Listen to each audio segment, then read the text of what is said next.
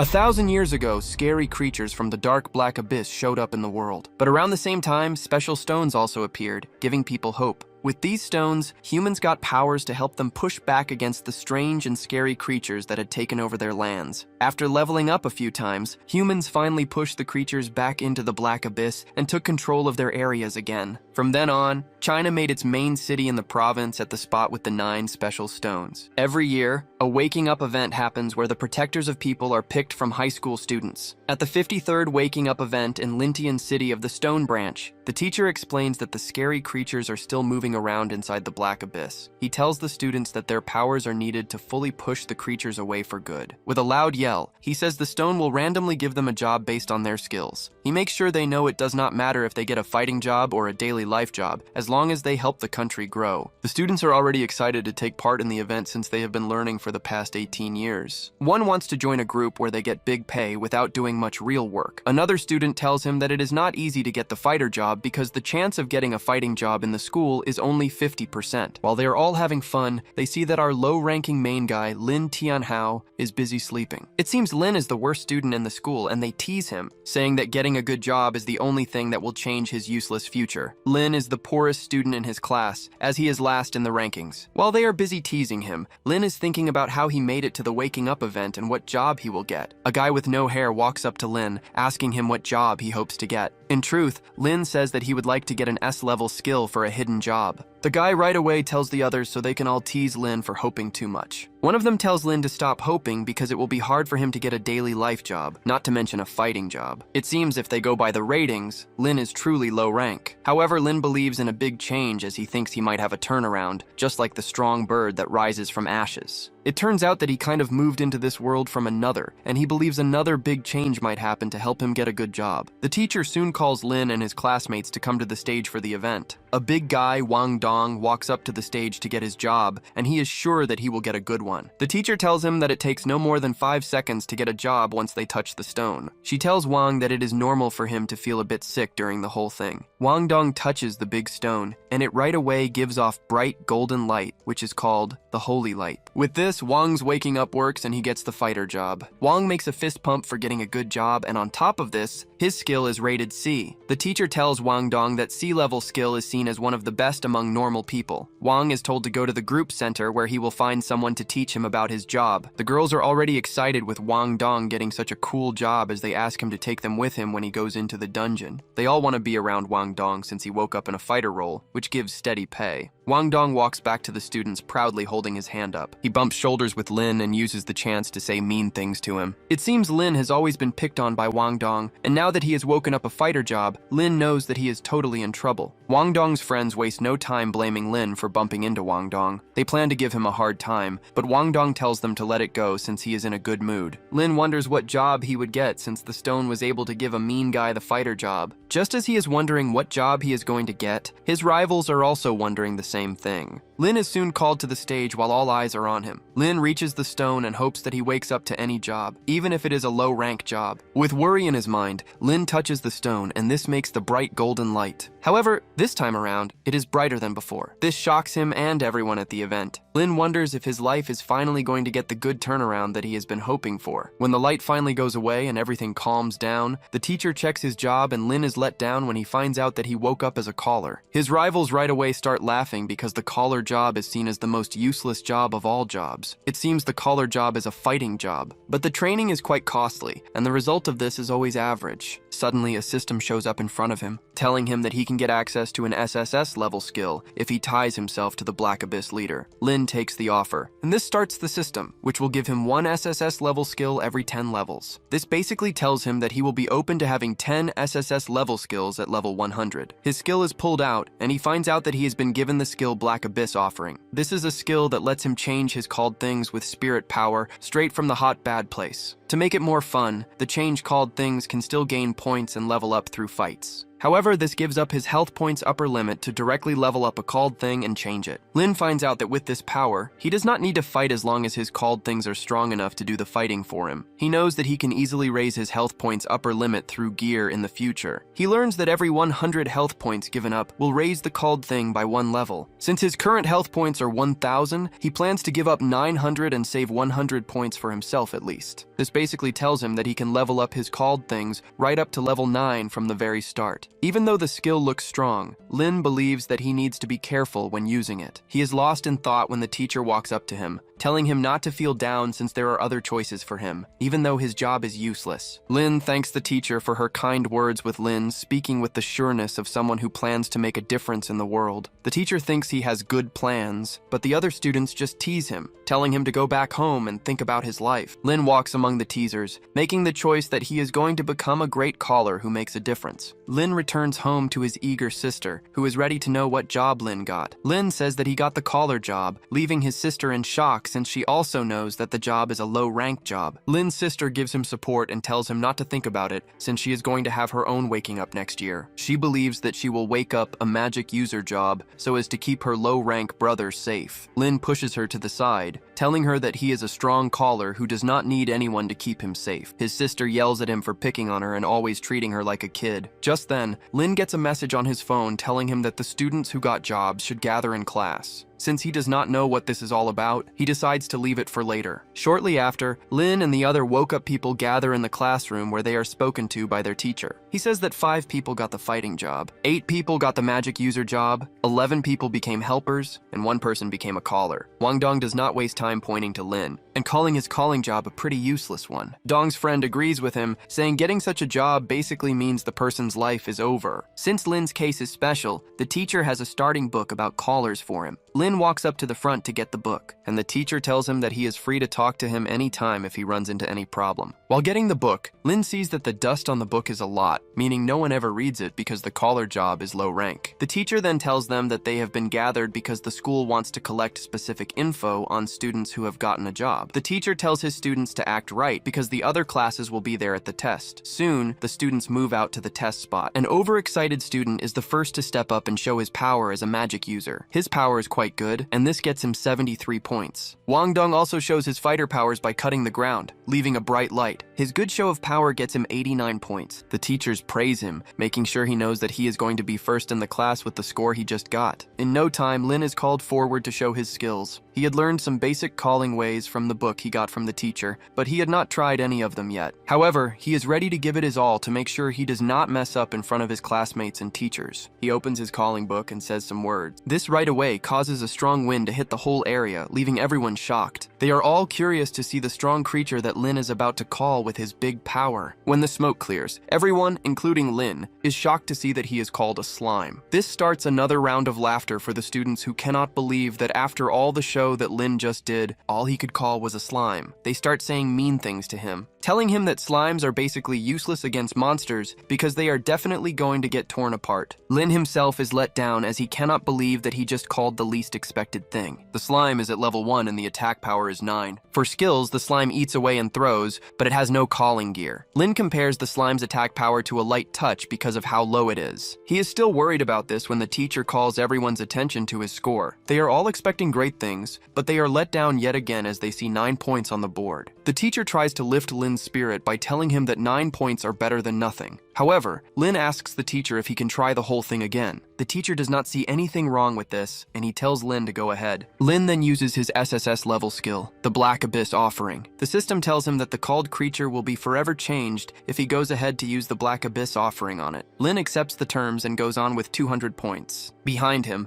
Wang Dong is already saying mean things to him, telling him that he is only wasting his time trying the thing again. Lin ignores the mean talkers and gives up 200 health points. Suddenly, a red bad aura comes out and joins with the slime. This makes a shocking change that leaves everyone with their mouths open. Lin's eyes light up in surprise when he sees the look of the changed slime and the stats that come with it. The slime's health has gone up to 1/200 from 500. The attack power has jumped from 9 to 120. In addition to its previous 2 skills, it has gotten the bad place dance. To see what the slime can do, Lin gives it an attack order, and it rushes into the distance, leaving a loud boom behind. With the slime's action, the points board starts to read again. Surprisingly, the board moves from 9 points to 120, shocking the teachers and students. They refuse to believe the fact that the least expected person just got 120 points. Wangdong supporters start losing their cool since Lin has more points than their main guy. Even Wangdong cannot believe his eyes. Wangdong right away brings up a worry, reminding everyone that Lin did the test twice, and there is the chance that he messed with the machine. The other students right away join in claiming that Lin cheated the second time. They call the teacher to attention, telling him that Lin first got 9 points, and there is no way it suddenly jumped to 120 points. Lin knows he messed with something, but it was not the machine. He only used his gotten skill on his call, the slime. In no time, the teacher starts to agree with the kids, telling Lin that they are actually right with what they are saying. Lin argues with the teacher, telling him that he did not cheat. And scary look,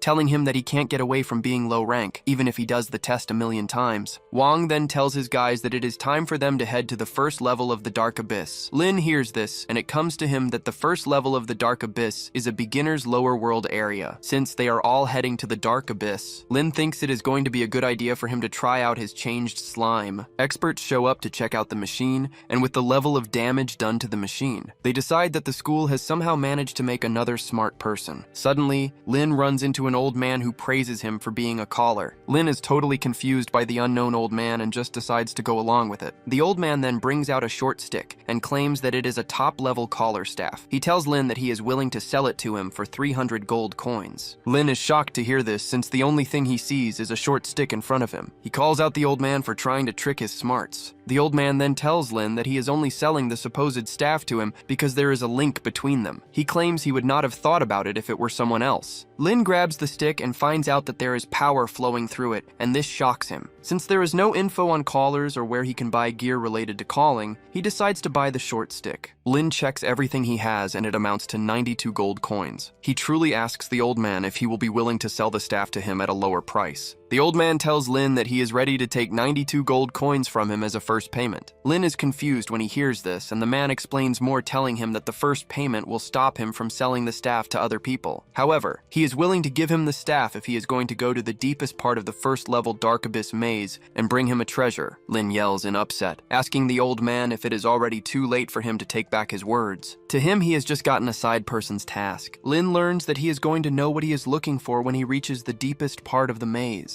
The old man then grabs him, telling him to put his handprint on the agreement paper. Even Lin is surprised as he does not know why the old man is eager to make him buy the staff. After getting his fingerprint, the old man tells Lin that he is free to leave, but tells him not to forget the agreement. He is saying this with all excitement while Lin is straight up confused. After Lin is gone, Lin's teacher shows up, asking the old man, whom he calls Elder Fang, why he is at the testing center. The teacher tells Fang that he is free to go back as there is nothing special to report since the testing machine broke down. Fang then asks the teacher if he knows Lin. The teacher says yes, that he knows who Lin is since he is in his class. The teacher says that Lin got the collar job, and because of this he believes that he is going to have a hard future. Fang agrees with the teacher, telling him that Lin's path is going to be a hard one. Soon, Lin arrives at the entrance of the Dark Abyss lower world area. It seems the first level of the Dark Abyss is also known as the Cold Valley Black Abyss, and it usually needs at least 3 to 5 people to enter. The needed entry levels are 1 to 10. Anyone beyond that will be sent away by the Watcher. Since the lowest number of team members is 3, Lin finds out that he actually cannot go in alone. He opens the message on the screen and learns that there are rewards waiting for whoever comes first at the end of the month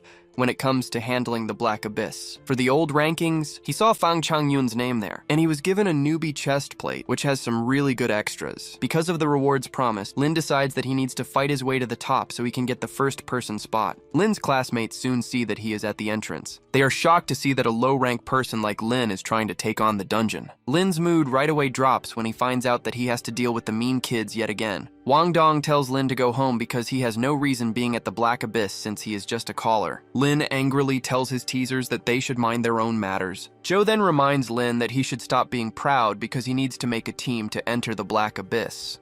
and he ends up picking 2 guys out of the many who are rushing to join him. Once the team number is up to 5, Wang's team members learn about his goal to compete for first place. Just as they are about to enter the gate shoots out human bones, making fear in the team. The team members find out that they are a step away from becoming monster food. However, Wang is able to make a level of push in his team members as they step into the Black Abyss gate. Lin figures out that Wang and his first 2 team members will most likely get rid of the 2 new ones among them. Soon, Lin walks up to a lady, a singer, which is also seen as a weak job. She is Li Shui, and Lin can see that she has been stuck with no team for quite some time. Surprisingly, Lin asks her if she would like to be part of his team. Li Shui is shocked that an S-level skill is coming to her with an offer. Lin smiles, telling her that he has plans of competing for the rankings, but no one would like to team up with him. In her mind, she believes that this is going to be impossible for Lin to do, but at the same time, she does not want to miss the chance to team up with such a nice guy. Because of this, she accepts Lin's offer, and they shake hands on it. Lin tells Li Shui that he will be in charge of taking out the monsters once they enter the dungeon, and all he needs is for her to keep herself safe. Li Shui is completely excited when she hears this, and she makes sure Lin that she will definitely do as told. Lin is glad to hear this since all they need is just one more person. Suddenly, the students' attention moves to the latest arrival of the school favorite, Su Qing. The boys waste no time telling their teams to her. They want her to join them so that they can keep her safe. In her mind, Su Qing is upset as she sees all of them as low-rank piles. Even Lin is surprised that the school beauty is on the scene. Suddenly, Lin sees her walking toward him. In Su Qing's mind, she plans to use Lin for her own gain. Since he is seen as low rank, Su Qing already knows what push it will bring if she teams up with him. Su Qing then acts all nice, asking to join Lin's team. The moment the boys hear this, they lose their cool. Even Lin is shocked as he is forced to ask Su Qing again. Su Qing makes sure that she did not make a mistake, and she even holds hands with him. This makes more hate from the men who start to question why Su Qing would go for a low-rank person like Lin. Lin can feel their hateful looks toward him, but wonders why he is the one getting the blame when Su Qing was the one who came to him. One of the guys goes too far with Su Qing,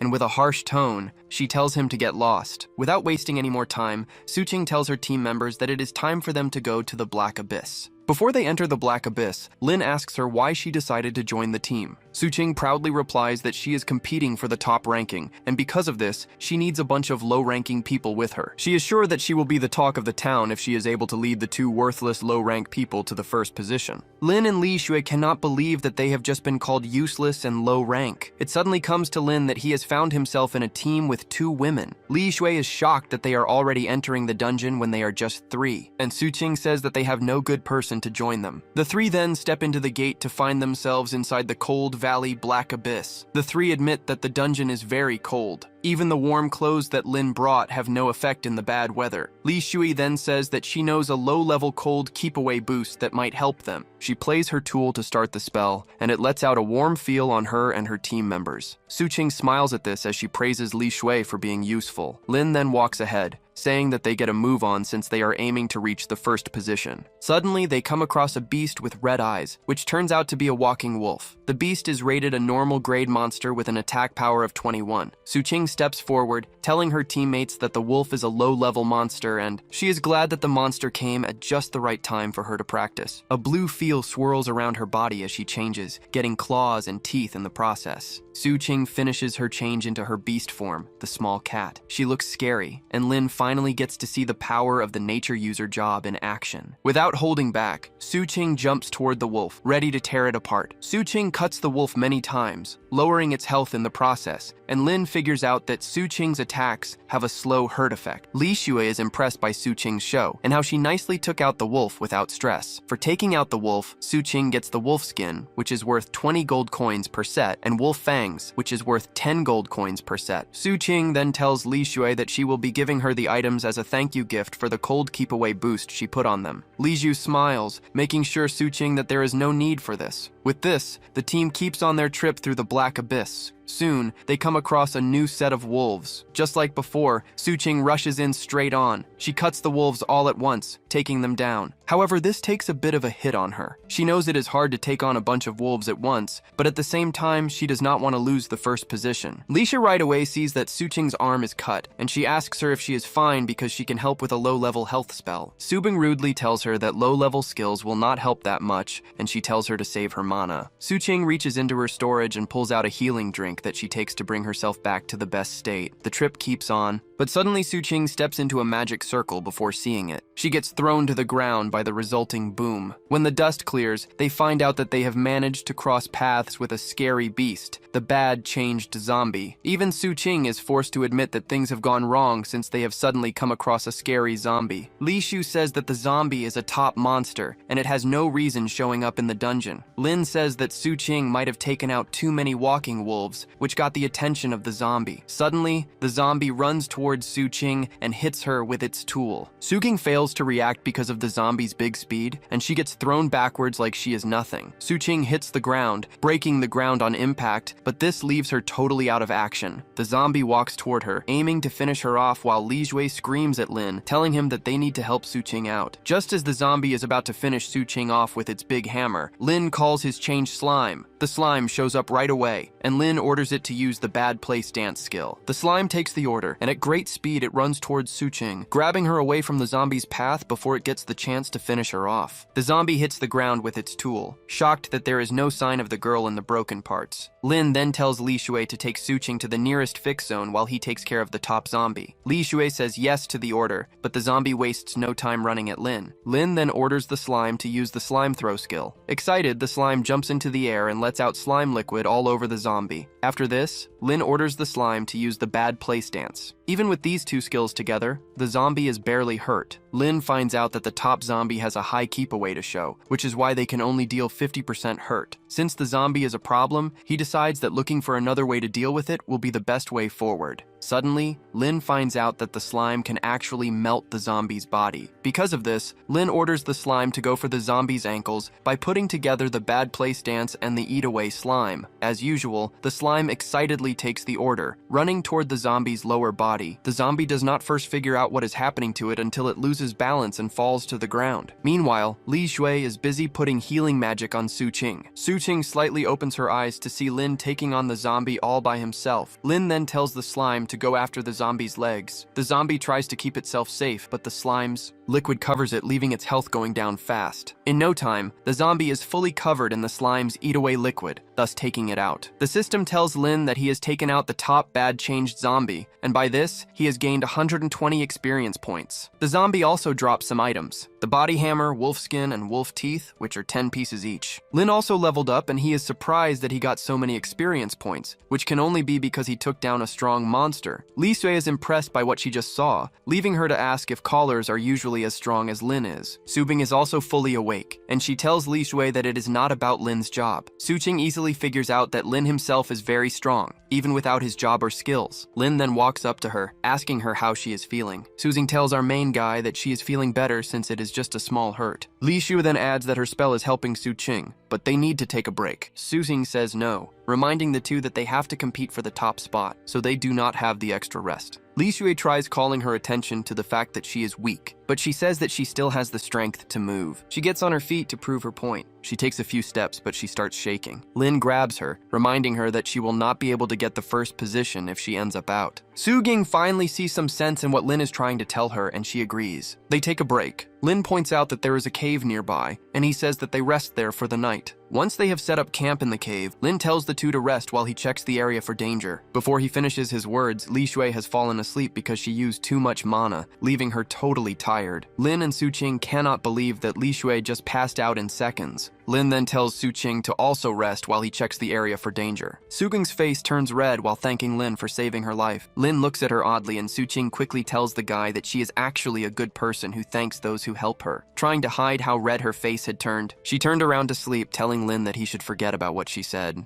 Lin walks out of the cave smiling. He gets outside the cave and decides to check out his stats since he has reached level 3. Lin grins when he finds out that he has gotten a big increase in his stats. His health has jumped from 800 to 1200. His attack power has also gone up from 12 to 40, and he also got some changes in his other stats. In addition to his better stats, he got the full cover skill, which is the same as a boost buff. Since he was given 400 health from his last leveling up, Lin decides to level up the slime to level 4. He has 1200 health points open to him, and he gives up 400 points. The slime grins as it gets stronger. Its attack power goes up from 1200 to 1400. The slime also got a new skill. the slime split. This new skill gets Lin curious, and he decides to put it on and try it out. Once the skill is on, he orders the slime to start, and just then the slime splits into two. Lin finds out that the slime's health has been equally split, and the same goes for the keep away, but its quickness actually went up. Lin is quite impressed, but he has no idea how long the skill will stay on. Just then, the timer shows up in front of him, showing that the skill's wait time is 3 minutes. Lin almost loses his cool when he finds out that he has just a short 3 minutes to use the skill. He wonders what the slime can do in just 3 minutes, but suddenly he hears a loud noise coming from inside the cave. He right away figures out that his friends are in danger. He rushes into the cave to see them screaming and telling a monster to stay away from them. Without waiting, Lin orders the slime to go after the scary monster. The slime shoots out its throw at the monster, but this only takes away 25 health points. Lin is shocked that his slime's attack can do just a little hurt against the monster, which turns out to be a giant snow rabbit. It is a level 8 monster with 800 health points to show. It also has 80 attack power points, which makes it pretty dangerous. According to the info shown by the system on the rabbit, Lin finds out that they are beasts that live in ice and snow all year. In addition to this, they have thick fur that keeps away basic attacks. The girls right away think that they have reached the end since the power gap between them is huge. The rabbit makes a loud sound in anger as it runs toward Lin. Suching worries for him, screaming at him to watch out. Lin does not seem to be scared as it orders the slime to shoot liquids at the rabbit. However, this gives little or no worry to the rabbit as it pushes the slime away like a low-rank can. The rabbit's speed gives it the edge to dodge the slime attacks, and it finally starts to come to Lin that there might be a bit of a problem. He screams at the changed slime, telling it to pull back and use the bad place dance and eat away slime skills. The slime says yes to the order, but the rabbit's quickness is way too high. It is able to move past all the traps that Lin is trying to set for it. Fear takes the team as Li Shui questions why the rabbit is moving so fast. Suging says that the rabbit is the most dangerous monster in the Cold Valley Abyss, and because of this, it has taken out a bunch of fighters. However, Suging is confused as to why the monster is going after them when they did not go near his area.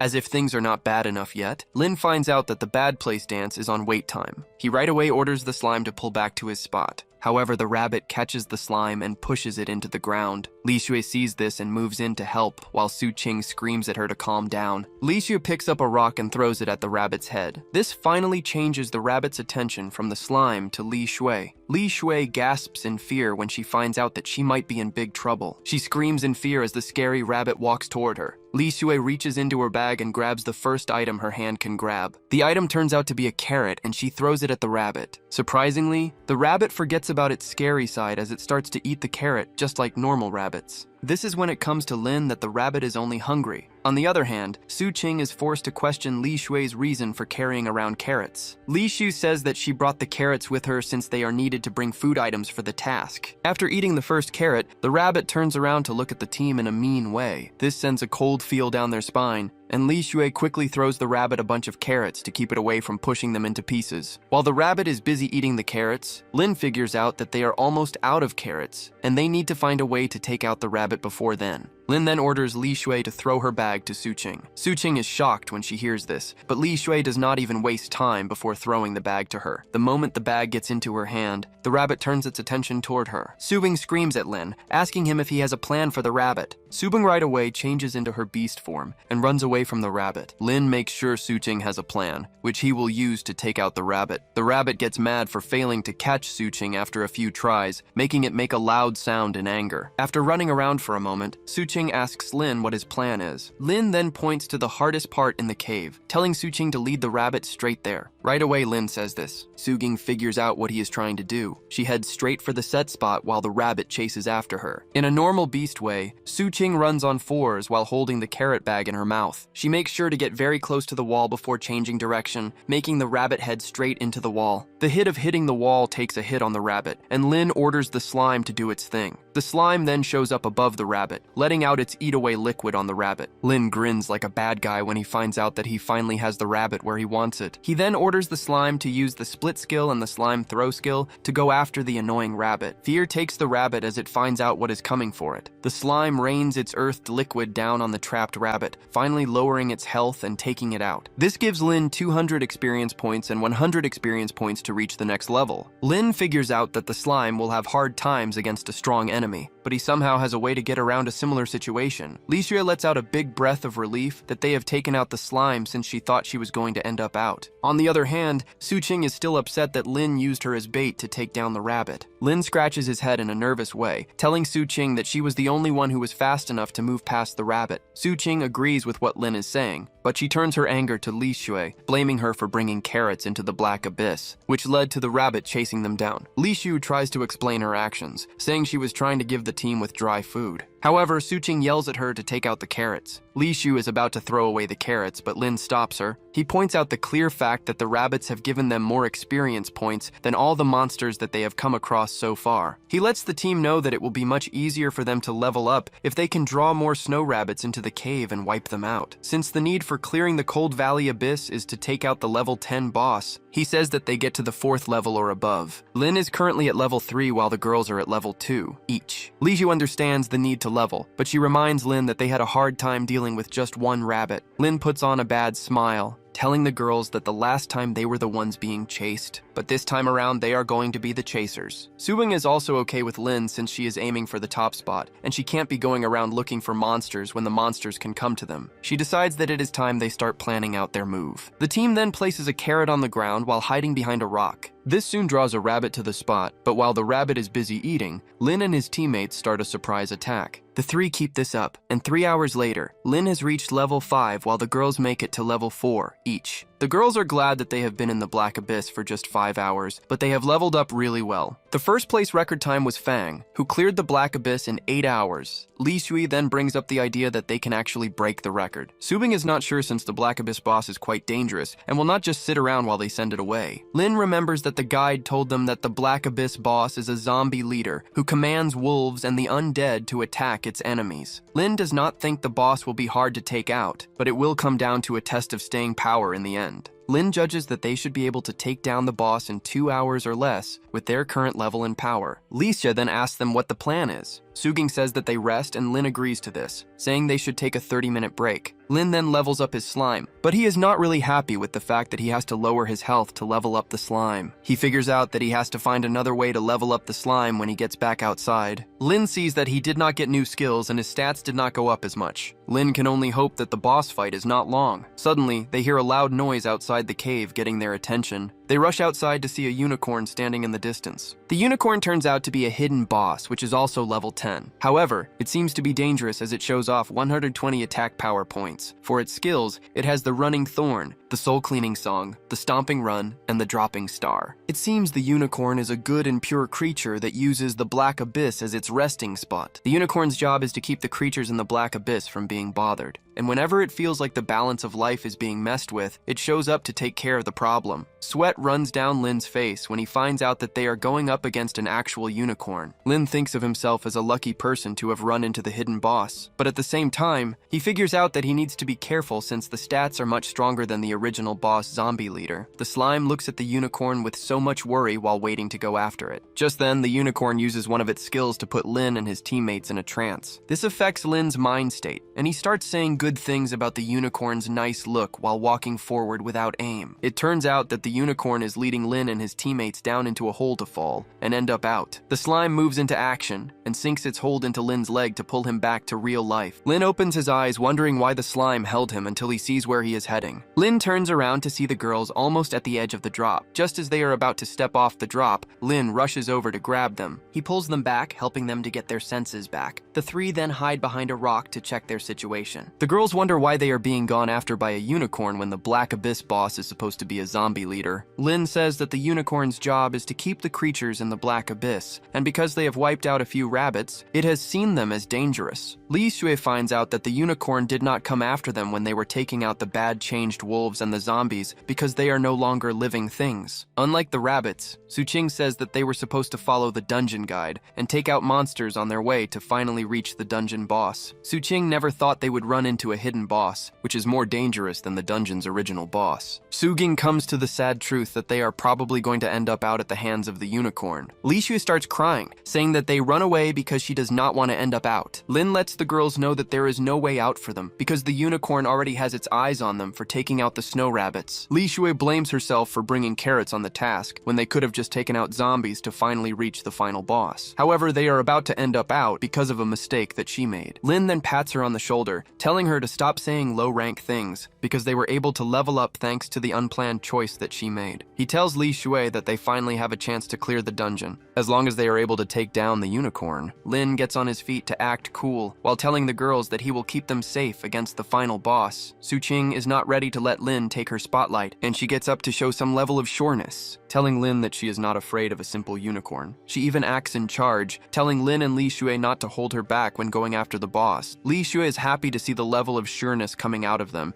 and she thanks them for their help. Just then, the unicorn sends its attack toward where they are busy talking about their plan. The unicorn starts the running thorn skill. It moves toward them, and Lin yells at his teammates to spread out. The unicorn starts running toward them in anger while using the soul cleaning song skill. This sends a wave of hurt into their heads, but Li Shui is not affected. She right away starts to put a counter spell to clean and keep away the unicorn's spell. By playing her tool, she helps her teammates break down the unicorn's mind attack. The unicorn taps into another skill, the stomping run. It runs toward the only person who is a threat to its mind attacks, Li Shui. It aims to stick her with its horn, but Suqing jumps in at the right time, pushing its horn away from Li Shui's path. She then gives a kick to the unicorn's head to send it away from Li Shui. This starts the unicorn's anger, making it change its attention to Suqing. Suqing gives it a head start, but the unicorn is able to close the gap in no time. Suging's smile soon goes away when she finds out how dangerous the unicorn is. Lin can see the path of the unicorn's horn and knows Suqing is in danger. Suging fails to dodge the unicorn's horn and she finally gets stuck. She falls to the ground while Li Shui runs to her to help. The unicorn goes into the air to proudly look down on what it has done. Lin is upset, and he calls his slime, telling the creature that it is time they move into action. The changed slime is now at level 9, with an attack power of 160 points. The slime jumps toward the unicorn, letting out its eat-away liquid to hurt the unicorn. This causes the unicorn a new level of hurt that makes it lose its balance. Li Shu and Suqing cannot believe that the slime is actually holding down the unicorn. Lin says that he knows the unicorn would be afraid of the changed slime's dark traits, but he never knew it would be up to the level that he is currently seeing. Lin is impressed, and he orders the slime to keep attacking the unicorn. Soon, the unicorn can no longer take the hurt and tries to run away, but Lin orders the slime to use the eat-away slime skill and bad place dance. Happily, the slime jumps toward the unicorn. It catches up to the unicorn and gives it a side look before hurting it again. The unicorn screams in so much pain that it falls to the ground. Lin is impressed by the slime's help and he praises it. Once the unicorn is stuck on the ground, it starts the cleaning song as a last try. Lin orders the team to cover their ears to avoid being affected. The unicorn then heads directly for the slime, and when Lin sees this, he orders the slime to split. Just at the point of hit, the slime separates, making the unicorn's try totally useless. The unicorn now has 2 slimes to go after, and it starts its stomping run skill. It tries stomping on the slimes, and Lin figures out that he needs to take out the unicorn before he loses the full cover skill that lets him keep the slime safe. Lin then orders the slime to use the eat-away slime skill, and the slime right away jumps up behind the unicorn. The unicorn steps into a pool of eat-away slime before being jumped from behind. The slime fully rests on the unicorn's body, sending a wave of pain through it that makes it scream. Finding out that it is about to lose its life, the unicorn is forced to enter a wild state. Lin figures out that the unicorn is going crazy and tells the slime to pull back. The unicorn gets on its feet, but instead of attacking, it stands there watching Lin. Suddenly, Lin sees that the unicorn's flow is showing some special traits. He is in the middle of this when Suqing rushes toward the unicorn, asking Lin why he has not given the final hit to finish off the unicorn. Li Shui also joins to help, but Lin yells at them to stop. Suqing ignores Lin's request and hits the unicorn so hard that it is sent falling to the ground. Just then, Suqing finds out that the unicorn is actually crying. This shocks her, and in its last moments, the unicorn lets out a loud scream. Lin and his teammates cover their ears, and Lin orders the slime to take in the unicorn's power. The slime does this, and Lin smiles, believing that it is all over. Suddenly, the entire area starts coming down, and Lin tells his teammates to pull back to where he is. They run over to him, and the slime gives cover for them using its body. The girls wonder why the area is suddenly coming down, and Lin points out that the dungeon's keeper is out.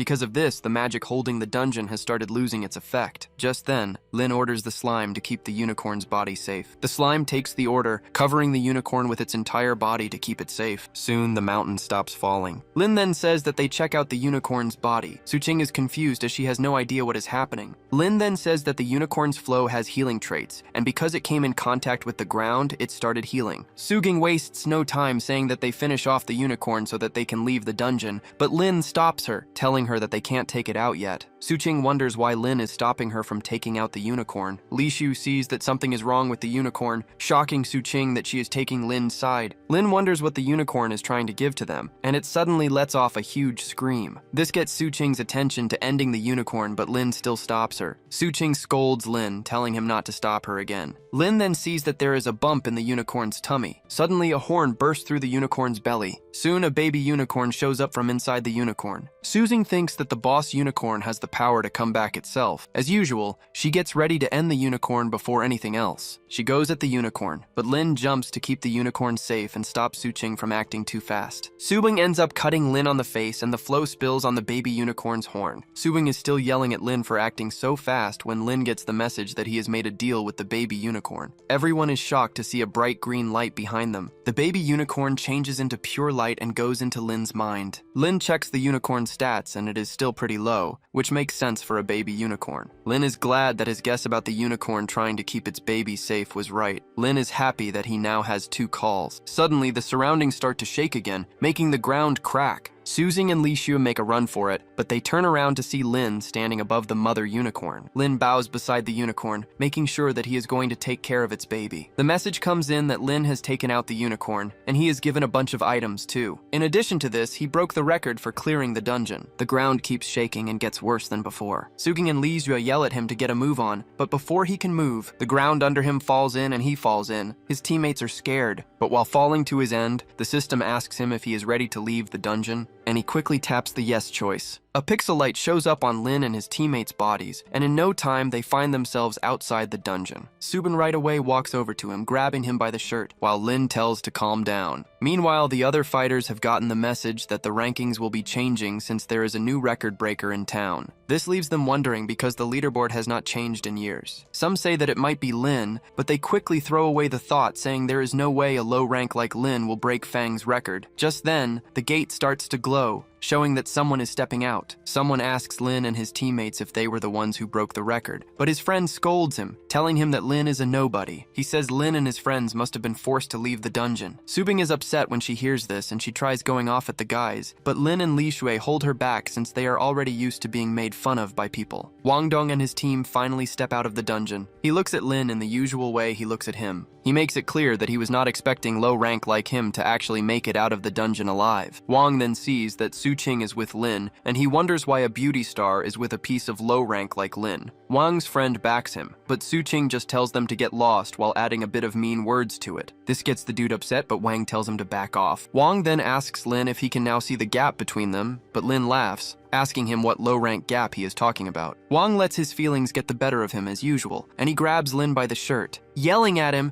until he hears the people behind him talking about the leaderboard getting an update. They are all shocked when they hear that Lin Tianhao has taken the first position on the board. Wang calmly leaves the dude in shame while trying to take in what he just heard. The side people start pointing to Lin, talking about how great he is to have pushed Fang Changyun off the leaderboard after 3 years. Wang's friends, on the other hand, refuse to believe what is right before their eyes. They start their usual guess that Lin must have cheated just like he did during the school test. However, the other fighters there do not think Lin cheated, since there should be no way someone could cheat in the dungeon. Just then, they hear a voice behind them talking about how simple they are for thinking someone cheated in the dungeon. The feel from the voice makes them turn around, and they are shocked to see the 2 cool siblings, Murong Yu and his sister Murong Shui, walking toward them while being with their NPC teammates. The crowd right away turns its attention toward the cool siblings whom it rarely sees outside. Even Lin is shocked to see them, since they are both great fighters who have titles that are very hard to get. Murong Yu is a level 9 swordsman with an A-rank skill level. Murong Shui, on the other hand, is a level 8 hidden attacker who has an A-rank skill level too. Lin wonders why the siblings suddenly showed up at the place since they are of a high status class, and and they usually enter the Black Abyss via special moving gates. However, there are also high-status guys who choose to make teams with regular guys to enter the Black Abyss. Since they already have a team, Lin is further confused at what they are doing at the low-level place. As expected, Wang walks up to Murong Shui to offer himself to her, but she just ignores him as if he were nothing. Wang's friend gets upset over this again, yelling at Murong Shui and asking to know why she just ignored his friend as if he were a nobody. Murong Shui adds on the mean words, telling them that she is let down that such a low-ranking person managed to wake up as a member of the Holy Fighters. This further starts the dude, but Wang stops him from doing anything too fast. Wang then tells the siblings that Lin is just a guy who cheated in the dungeon. Wang turns to Lin, telling him that he is lucky, but there will not be a next time for him. Wang and his group of low-ranking officers are forced to leave the scene, and Suqing lets out a breath of relief that the troublemakers are finally gone. Murong Yu then finally gets the chance to talk to Lin, asking him if he is the guy who just changed the ranking of the Black Abyss. Murong Yu takes off his glove to shake hands with Lin while telling his name to him. Lin is truly shocked to see that Murong Yu was looking for him out of all people. This leaves him stunned until Murong Shui yells at him, asking him if he is blind to the fact that her brother is trying to shake him. Murong Yu just tells his fired-up sister to calm down, and Lin finally snaps out of it, kinda nervously saying hi back to Murong Yu. Lin's about to shake his hand when Suqing grabs him and stops him. Suqing turns to the siblings and says Lin's already on her team. Murong Yu gets annoyed when he hears that, and with a grossed-out look on his face, he tells Suqing to step aside while he talks to Lin. Suqing ignores what he said, because she's not about to let anyone take Lin from her. She tries pulling Lin away, but Murong Shui blocks them, straight up telling Suqing that they want Lin on their team too. The other fighters are shocked when they see the Murong family trying hard to get a caller in their group. One of the NPCs says Lin isn't a regular caller since he's the first one to break the Black Abyss record. It finally clicks for the others why the Murong family wants him, because it'll help them climb the ranks super easy. Suqing sticks to her guns, telling the siblings she's not giving Lin up. Suqing knows her record will disappear if she does. One of Murong's team members steps in, telling Suqing to back off while they take Lin. The NPCs think Suqing's actions are reckless because it'd be dumb to go against the Murong family. Li Shui quietly asks Lin if he plans to team up with the Murong family, but Suqing says there's no way on earth Lin will even think about it. Murong Yu then reminds Suqing that she can't decide for Lin. He says they should ask Lin what he wants instead. Murong Yu then puts out his offer, calling himself the Knight of the Golden Divine Lion, while telling Lin to join his team. Lin gets an option on the screen to join Murong Yu's team, but Suqing is sure Lin won't go for it. Just then, Lin shocks everyone when he says he's open to joining them. Suqing and Li Shui almost freak out when they hear this. Suqing has to turn to Lin, asking him why he's picking to join Murong Yu and his team. Murong Yu, on the other hand, is happy that Lin's making the smart choice. Murong Yu claps for Lin, telling him to accept the invite on his screen. Murong Yu smiles at Lin, saying they'll get to break records together if he takes the invite. In another twist, Lin turns down the offer, shocking everyone as they wonder what's going on in his head. Murong Shui gets upset, but Murong Yu stops her from flipping out. Lin lets Murong Yu know that he's actually down to join, but they'll have to agree to some things he wants. Murong Shui looks at Lin in a super grossed out way, telling him they're already doing him a solid by asking him to join their fancy team. She reminds him not to be an ungrateful guy since he's just a low-rank caller. Lin sees they're trying to act all big and important, and he turns around to walk off. Murong Yu has to ask him what terms he's talking about. Lin smiles, saying they're nothing big. The first thing he wants is that whenever they go into the Black Abyss, they always follow his orders. The second one is that no one can take experience from him whenever they want. The third thing is that all the stuff from the monsters goes to him. Murong Shui is shocked to hear this. The NPCs are also in disbelief because Lin just asked for some really tough stuff. The NPCs don't see the Murong family following a caller's orders, but at the same time they need Lin's help to climb the rankings. Lin stands there proud, telling Murong Yu that he'll happily join if he can go with the things he just said. Murong Yu's team members start yelling at their captain not to take the crazy offer because Lin clearly isn't taking them seriously. Suqing laughs at them, telling them they're free to get to the top of the ranking list if they can't go with the conditions from Lin. The side folks can't believe that Lin just poked fun at the Murong family right in front of everyone. Another person points out that Lin broke the record, which means he's a big deal right now, and even the mayor will have to show him some respect. Murong Yu's teammates want to rough Lin up, but their boss stops them, reminding them why they came. Murong Yu then asks Lin why he's messing with them when he knows he doesn't plan to join the team. Lin then says he hates when strong people try to use their power to grab folks. As expected, this bugs Murong Shui, but her brother is there to stop her from going off. Murong Yu then tells Lin that he shouldn't think too much of himself because he's #1 in the Cold Valley Black Abyss ranking, because that can go away quickly if he's not careful. Murong Yu says this with a lot of bad feelings toward Lin, and since Lin isn't taking their offer, he thinks it's time they head out.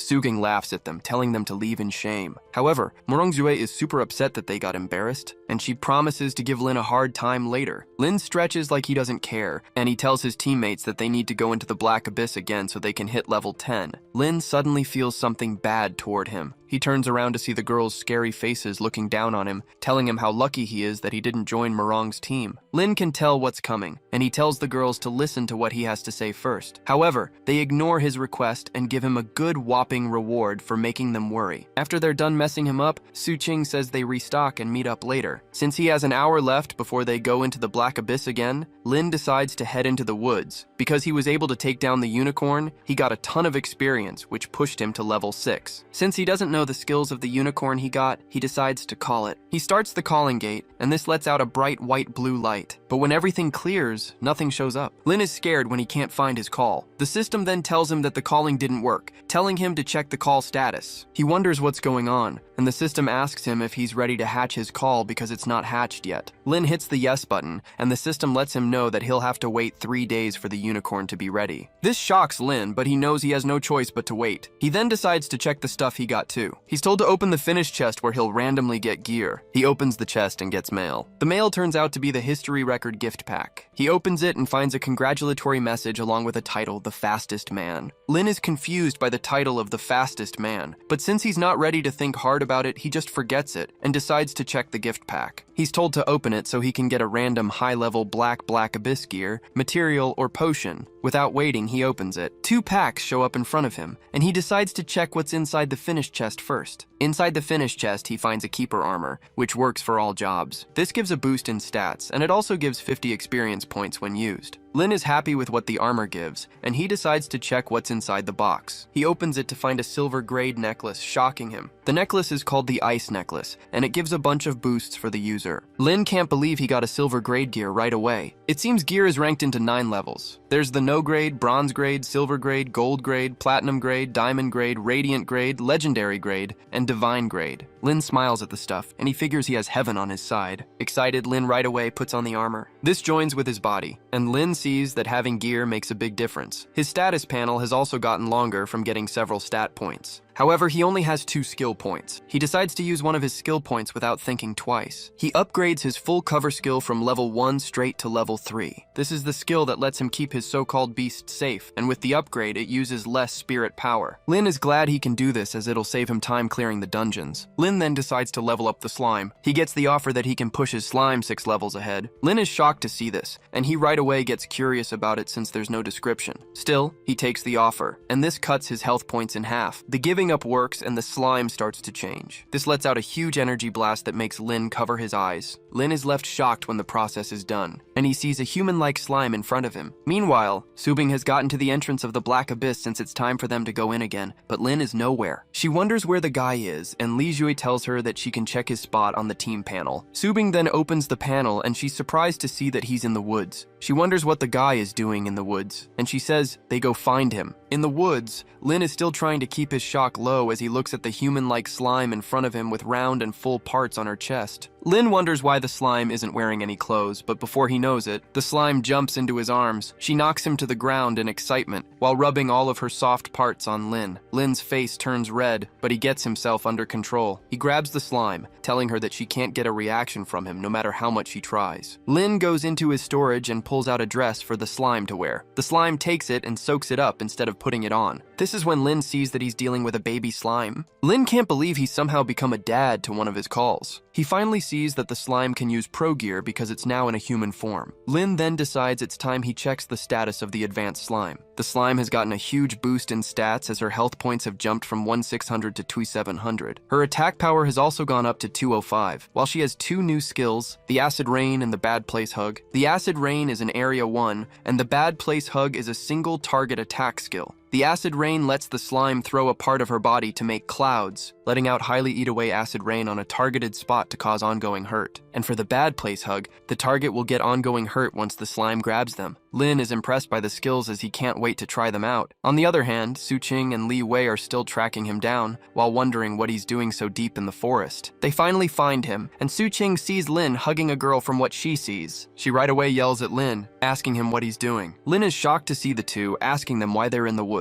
Suching can't believe Lin is asking such a dumb question, which basically means he's saying they're crashing his sweet time. Lin sees that Suching has gotten everything wrong again. He already knows what's coming as he gets roughed up by the angry Suching, who calls him a creep. After he's done getting messed up, Suching finally learns that the girl is the advanced slime. Instead of owning up to what she did, she still blames Lin for not explaining faster, but Lin reminds her that she didn't give him a chance. Lin then puts away the slime before asking the girls why they're in the woods. Suching then points out that their meetup time is up, and they obviously can't go into the Black Abyss without him. This is when it hits Lin that he's been in the woods for a while, and it's time to head back into the Black Abyss again. Meanwhile, Murong-Yu and his team are clearing out the dungeon by wiping out the snow rabbits like they're nothing. It seems they're looking for something but can't find it, since someone got to it first. One of the team members says they can buy the item back from whoever took it. His buddy smacks him on the head for saying such a dumb idea. He reminds him that they're after a 1,000-year special creature, and they're also on a secret task, which means they can't tell the world about it. Another team member wonders if the creature has been grabbed by another group, but Murong-Jue is tired of hearing them talk, and she tells them to keep quiet. Murong-Shu thinks it was taken by a lone team, which is a name for players without a group. It seems the creature they've been after is the special unicorn. Since no other group has the pieces, Murong-Shui thinks there's no way they could have known the creature had woken up. This is when it hits her that there's a chance a team ran into it while inside the Black Abyss and managed to take down the unicorn. Murong-Yu agrees with his sister, saying that the dungeon is acting weird and the unicorn woke up sooner than planned. He really agrees with her since their group, the Golden Lions, is the only one that knows about the unicorn waking up. Murong-Yu figures the hard level of the dungeon is about to go up, but he wonders who could have taken down the unicorn. Murong-Shui then says they should find all the teams that have gone into the dungeon lately and take them out to find the one that got the unicorn. In fact, she has her eyes on the cocky Lin Murong-Yu, then reminds his sister that the Golden Lion group doesn't go after folks who didn't do anything. And on top of that, whoever took down the unicorn is definitely not easy. Deep down, Murong-Yu is worried it might be Lin. Before more arguing, Murong-Yu tells his sister and the rest of the team that they'll go back to the main spot, then decide what to do later. Murong-Yu hits his sword into the ground and he says the start word to move them back to the group. On the other hand, Lin and his team have just gone into the Black Abyss. Li Shu has put her cold keep-away boost on them again to help with the cold. Just as expected, Suching leads the way, saying they need to move faster. They get to where the first big wolf usually shows up, and Suching is already ready to smash the wolf. In no time, the wolves show up, and Li Shui is shocked to see 5 wolves running at them. Even Lin is blown away, as he doesn't expect the monster count at the first spot to have gone up so much. Suching, on the other hand, is pumped as she runs toward the wolves,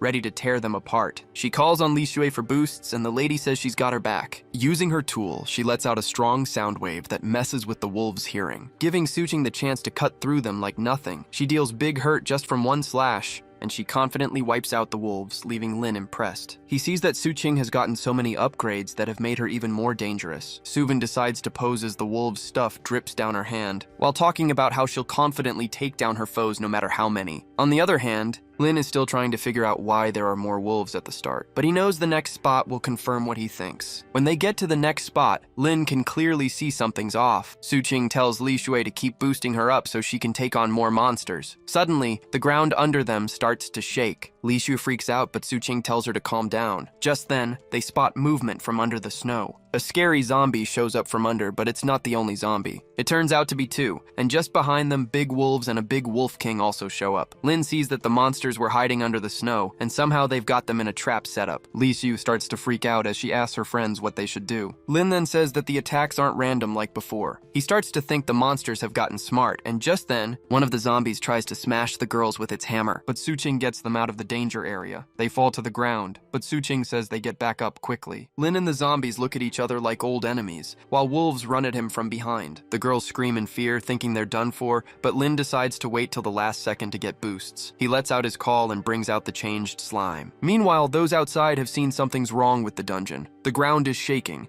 and the entrance of the dungeon has something going on with it. Just then, fighters are pushed out of the dungeons with parts of them missing. There are also bones thrown out of the dungeon, leaving the officials confused. It turns out the bones are from fighters who are gone, and one of the surviving fighters, who has his whole lower body missing, tells the guard that the dungeon is blowing up. This is the last thing he said before passing, but the guards stay confused. They still don't get what the gone guy means by saying the dungeon is blowing up. The guards look around to see bodies all over, leaving a bad scene. As if this isn't enough, more bones show up from inside the dungeon. Suddenly, the dungeon's hard level switches from a starter one to a super tough one. The guards figure out that the dungeon has gotten so risky that the current fighters won't be able to deal with it. The guards yell as loud as they can, saying they need to tell the mayor about what's new. Back in the dungeon, Lin has one hand in his pocket while calling his slime to go after the monsters running at him. The slime showing up changes everything as it melts away all the monsters near Lin, leaving the zombies shocked. All the wolves that were trying to rip Lin apart have melted like nothing. The slime hugs Lin from behind as she looks at the monsters in a cute but dangerous way. Suzing and Li Shui look in awe at how strong their teammate is. Lin decides to act like a hero and tells the girls to pull back while he deals with the monsters. The girls don't even fight it as they both run to hide behind a rock. However, Sujing is worried about how strong the monsters are, and she wonders if he can really handle them alone. Li Shui cheers Lin on, calling him the captain while telling him to wreck the monsters. This gets Lin pumped to tell the monsters that he's going to beat them so bad their mom won't know them. This bugs the Wolf King as it makes a loud sound in anger while running at Lin. At the same time, its group is closing in on Lin. Lin can see they're trying to trap him, and he tells the slime to keep them back. The slime goes after the Wolf King, while the girls watch from far as Lin gets hit from all sides. Suzing can see that the big wolves and the Wolf King are turning into a big issue. In a panic, Lin tells the slime to make a keep-away setup as the wolves get close. The wolf tries to bite Lin, but they end up biting the slime instead. Surprisingly, this hurts the wolves as they take big hits. Li Shui and Suzing cheer when they see this. It seems the slime is eat-away, which is hurting the wolves back. Just then, the Wolf King joins and bites the slime without getting hurt. The girls are shocked to see this as they start to wonder what they can do to help. Lin then tells Li Shui that all he needs from her is steady healing. Li Shui takes the order and keeps doing her thing while Lin is swarmed by the mad wolves. Suddenly, Lin sees that the zombies are moving and he figures they're doing a planned attack. This proves what he thought about the monsters being smart. Seeing Lin getting swarmed, Li Shui does what she does best, which is running into danger without thinking. However, Suqing stops her this time. Li Shui asks Suqing how they're supposed to help Lin, and Suqing says she'll think of something. Suzing then pulls out a drink that she's been trying hard not to use. It seems it's an energy drink that boosts body stats for 1 minute, but it takes double the hurt after it ends. Suzing doesn't think about the bad parts as she gets ready to drink it. However, Lin finally decides it's time he handles things. He starts the bad place hug, and the girls are stunned when Lin wipes out the wolves grabbing onto him. Lin is able to take out the Wolf King and its whole group with just one hit. Lin's eyes turn red as a scary red feel surrounds him. Once the Wolf King is taken out, Lin gets the experience points. While Li Shui is cheering that Lin won the fight, Suqing is left stunned at how Lin can take down a level 10 Wolf King like nothing. The zombies see things are going bad, and they go to a surprise skill move. They start the joint skill Hammer Storm by linking with each other. This skill makes a zombie spin, shocking Lin. Even Suqing is surprised that zombies in a starter lower world area are using a join skill. This is a skill that lets the monsters boost their attack and keep away power since they're linked. Lin almost gets caught in the spin, but the slime gets him out of the way. However, they can't dodge the second wave, taking hurt. Lin figures he's done if he gets hit one more time. Li Shui drops to her knees crying and wondering what they can do to stop things from getting worse. Since Suqing isn't ready to watch Lin end up out, she decides to drink the energy drink. The effect of the drink starts, and Suqing begins to change into her pure spirit form, shocking Li Shui. Suqing's final change turns out to be a full-grown giant white bear. Li Shui can't deal with what she just saw, and she passes out on the floor. Suqing is impressed by the drink's effect as she never thought it would help her break into her white bear form. Since Lin is getting hit all over, Suqing wastes no time going his way to help. Lin tries to pull back, but he's already trapped in the spin. Seeing there's no way out, Lin has given up, thinking he's done. Just as he's about to get smashed, Suqing swipes him away from the spin's tight hold. Lin turns around to see he was saved by Suqing, who has fully changed into a bear. Lin is shocked, but Suqing yells at him to get moving. Lin finally gets to use the bad place hug again. Subing is impressed by the power the guy has. Suqing is soon knocked to the ground,